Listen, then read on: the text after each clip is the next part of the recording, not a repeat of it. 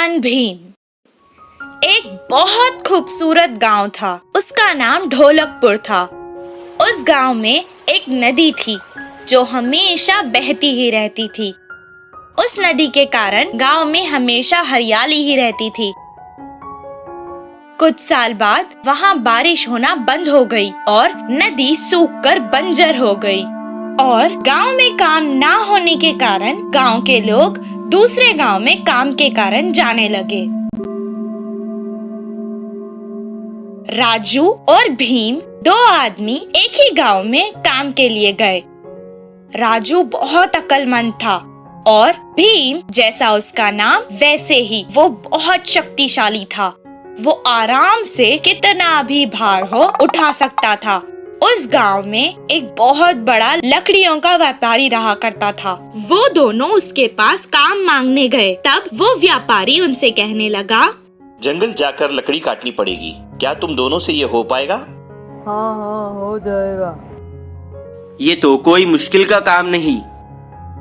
तब व्यापारी ने जवाब दिया, तुम दोनों जितने पेड़ एक दिन में काट कर लाओगे उस हिसाब से ही तुम्हें पैसे मिलेंगे।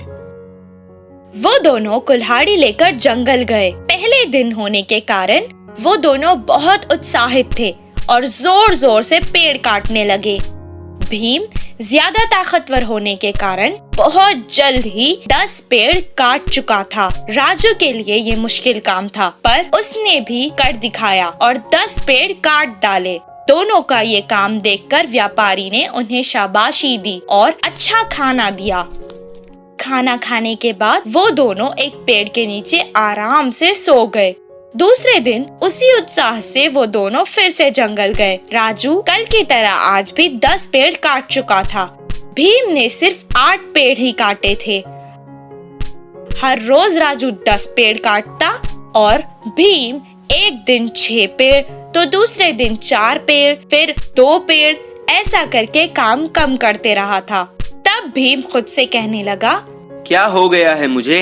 क्या पेड़ काटने की वजह से मेरी ताकत कम हो गई है? वो व्यापारी के पास आया और कहने लगा, साहब, मेरी तबीयत खराब होती जा रही है। मुझसे ये पेड़ काटने का काम अभी नहीं होगा। मैं वापस चला जाता हूँ।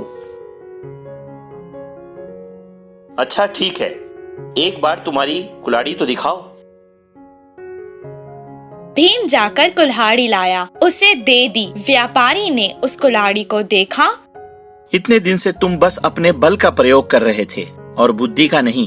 एक बार पेड़ काटने के बाद अगर कुल्हाड़ी को तेज नहीं किया तो वो मुंड हो जाती है। इसलिए हर बार कुल्हाड़ी को तेज करते रहना चाहिए। राम ने अपनी बुद्धि का इस्तेमाल किया और इसलिए वो इतनी कम मेहनत करके भी ज्यादा कमा रहा है। तुम इतनी छोटी बात नहीं समझ पाए। देखो भीम, हमें बल के साथ साथ अपनी बुद्धि का भी इस्तेमाल करना चाहिए। भीम को अपनी गलती समझ आ गई और वो अगले दिन अपनी कुल्हाड़ी को तेज करके अपने साथ जंगल ले गया। जैसे पहले दिन उत्साह से उसने पेड़ काटे, उतने ही उत्साह से उस दिन भी काम करने लगा। बुद्धिमान राम की तरह उसने भी बुद्धि का इस्तेमाल किया और इसीलिए उसे बहुत ज्यादा फायदा हुआ।